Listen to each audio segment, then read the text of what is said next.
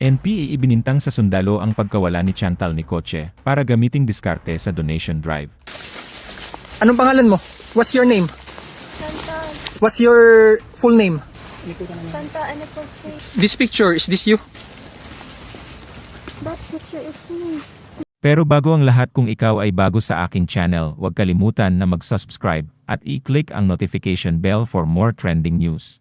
Kamakailan lamang ay natagpuan ng mga sundalo ang Filipino-American na si Chantal Anicoche matapos siyang mawala kasunod ng enkwentro sa pagitan ng Philippine Army at NPA noong January 1 sa Sitio Mamara, Barangay Cabacao, Abra de Ilog, Occidental Mindoro.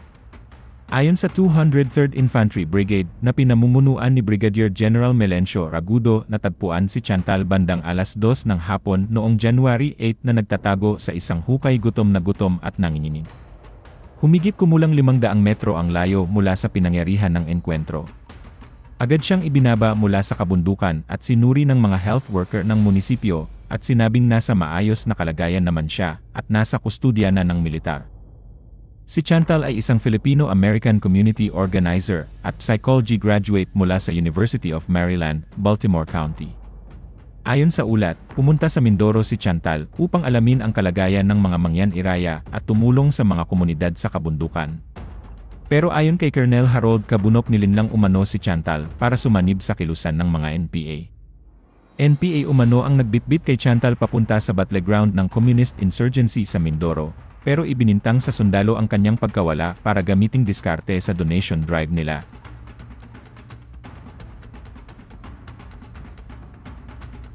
Ayon sa mga grupong karapatang pantao, naroon siya nang magsimula ang mga operasyon ng militar na may kasamang airstrikes at sagupaan na umano'y ikinasawi ng ilang sibilyan.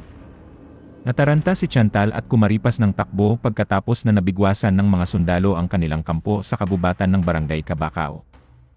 Kasama sa namatay sa hanay ng NPA ang estudyanteng si Jerlyn Rose Doidora, miyembro ng Kabataan Party List. Dahil dito, naglunsad ng mga panawagan at humanitarian missions ang iba't ibang grupo at pamilya ni Chantal upang matukoy ang kanyang kalagayan at tiyakin ang kaligtasan ng mga apektadong residente. Habang iginiit ng militar na lehitimong operasyon kontra sa mga armadong rebelde ang isinagawa at para sa proteksyon ng tropa ang air support, mariin itinangi naman ng mga grupong makatao ang umano'y pambobomba sa mga sibilyang lugar at nanawagan ng investigasyon.